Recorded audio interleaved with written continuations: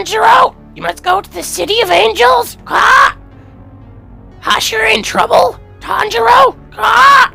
What's poppin', y'all? Welcome back to another YouTube video, and today we're taking a look at Crow, the City of Angels, which is the 1996 Crow movie. This is the second one in the franchise. There is 5 Crow movies, and I have watched the first one and the 5th one, and I did do reviews of them all the way back in Halloween of like this year, so you can go check those out. And I did promise you that I would take a look at the other 3 Crow movies, so we're taking a look at the 1996 one today, the 2001 tomorrow, and the 2005 one the day after that. So I hope you all do stay tuned, and I hope you all do come along with me for this journey. Take a look at the Crow movies, because I didn't know that there was 5 of them until doing research for the first 2. So other than that, without any further delay, let's get into what Google has to say. So the Crow City of Angels came out in 1996. It is an action horror and is 1 hour and 26 minutes. It is the shorter one of the bunch. The second one is slightly longer, and the third one is just slightly shorter than the second. You can watch this on Paramount Plus, Amazon Prime, YouTube, or Google Play. It has a 4.4 out of 10 on IMDb, a 14% on Rotten Tomatoes, and a 4.2 out of 5 on Amazon. So you can understand why I have never heard of this movie before. But a man who was mercilessly murdered by members of a drug cartel is brought back to life by a crow. He then goes off in search of people who murdered him to get even. So, how this movie actually goes is this dude is building a bike with his son. His son draws a picture. His son then hears gunshots and goes, "Ooh, what was that?" And then runs outside, sees people getting murdered, and doesn't run away. He just stops and stands there watching. His dad runs after him and says, "Oi, get back here." And the son's like, "Nope." And then, obviously, with that interaction, the bad guys see them, knock them out, kill them, and throw them into the ocean to drown and die. We then have changed to a girl who's having dreams of a crow man. She's a tattoo artist in the City of Angels, or the City of Sin, and she does a tattoo for a obviously member of this cartel, and it's supposed to be 2 demons, but it kind of looks like a crow. And he then goes to his boss, who runs like a torture chamber, like a sex chamber, a sex dungeon. And it's very disgusting, very gross, and there is a lot of sexual images throughout this entire movie. I don't think there's a Crow movie without sexual images, and that upsets me. That upsets me so, because you don't need this much sex in the movie. There was no need to have this much titty, this much boob, this much ass, this much dick on display throughout this movie. There was just too much that I did not want to see. And I'm gonna be honest, I watched this movie with my nana and my granddad, so it's a little awkward as well. I don't know why, but it just is. It's slightly awkward watching it with them. But yeah, I am watching all the Crow movies with them, so wish me the best of luck watching the next 2. I hope there's less titties and stuff. But he then wakes up from like being dead in the ocean and blasts out of the water, and just so happens to blast out the water in front of the tattoo artist, who's like, "Oh my god, I've seen you in my dreams. I know who you are. I promise to help you be a crow and stuff." She then goes back home and paints for the next 40 minutes of the movie. The crow then goes on like a murder rampage, killing all of the sort of cartel members one by one, working his way up the chain.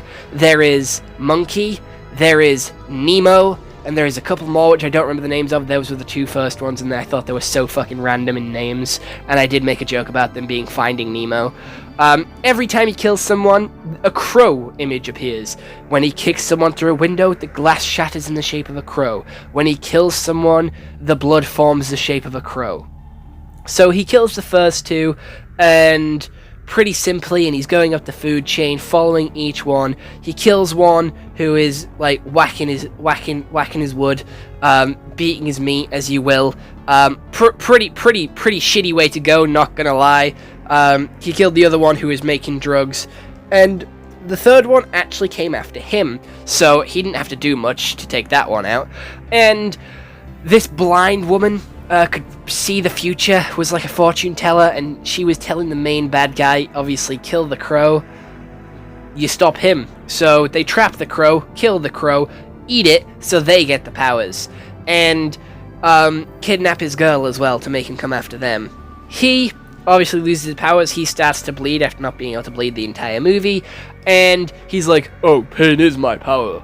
And lets like a load of crows fly through his body and kill the enemy. He then dies, but the girl also dies from a stab wound that she got. So everybody dies. It's a pointless movie. Pointless movie. Everybody dies. Everybody in this movie fucking dies. And that's it. That's how it ends, with everybody being dead. Pretty shitty ending, I know. Everybody's dead. No happy ending for no fucker. Because the other tattoo artist got tortured to death as well. Every character of importance, dead. Gonna be honest. His face paint, his makeup is the shittest of them all. It is so ass. It is just 2 lines on his face, and he looks more like a shitty clown than a like Kiss member like the first one did. I'm gonna be honest, he tries to act like a psychotic Joker as well. He does card tricks to kill one of them, and he has pyrokinetics. He can create fire from his fingers, and that is a power he never fully utilizes, and that pisses me off because having fire would be really fucking cool. He uses it twice, and it isn't even a practical advantage. He just sets a couple of cards on fire to throw at people and block their exits. That's it. He doesn't do much else with it. So again, could have been better. And the save us sort of sign read us save, so it didn't make sense anyway. Just wanted to point that out. But yeah, we had a shitty time watching this, I'm gonna be honest. It was very slow going. The sidekick girl didn't really do much for like the entire movie. She just painted, did a couple of tattoos, got interrogated, and then murdered, and that was it. And like the movie tried to make us care for her. I just couldn't. Like, I didn't cry, didn't give a shit. I wanted her to have a happy ending, yes, but I didn't really care that much for her character. The movie didn't show us enough about her, and she was like a goth emo girl, so she didn't have much emotion to her anyway. And I'm not sure if that was just a style of acting or not. The crow in this movie was doing way too much. He was overacting, and it kind of felt silly and goofy. He was doing like very much TikTok acting, where it was very over the top, very exaggerated movements, which kind of made him feel very psychotic and insane, which I don't think they were going for, because some of his one-liners were very shit. All of his one-liners were very shit. Like, his one-liners before he killed people were fucking ass. Like, it was no Spider-Man level one-liner, or like Batman level one-liner, or Deadpool one-liners. It was just random phrase, dead. Or he made it seem too cool, or he tried to take himself too seriously, when the rest of the time he was being like a psychotic, crazy person. And he was very delusional, because he was learning about like his death and remembering stuff from his past as he went on. Also with this one, he didn't bleed when he was shot or stabbed until the crow died. The first crow and the 2004 crow bled when they were being shot at and stabbed, but only regenerated and couldn't die. This one didn't even fucking bleed when he was shot. He just got shot. And he was pretty open to getting it because he just couldn't feel pain. I do believe the newest crow in 2024, he could feel pain. I do remember sort of hearing something about him saying, I can still feel the pain, I just can't die.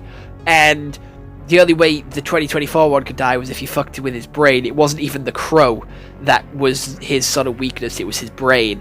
So again, each one of these characters have subtle little differences, subtle little different abilities as well, and I feel like this one's pyrokinesis would have been so much fucking cooler used, and it had so much potential. He just didn't tap into it, and that pisses me off. The story was boring, again, being like another cartel one with like the mobs coming after them. We had that in the first one, we had that in 2024. I wanted something different, something a little bit more original, and this one did have his kid dying, I guess, 6 out of 10.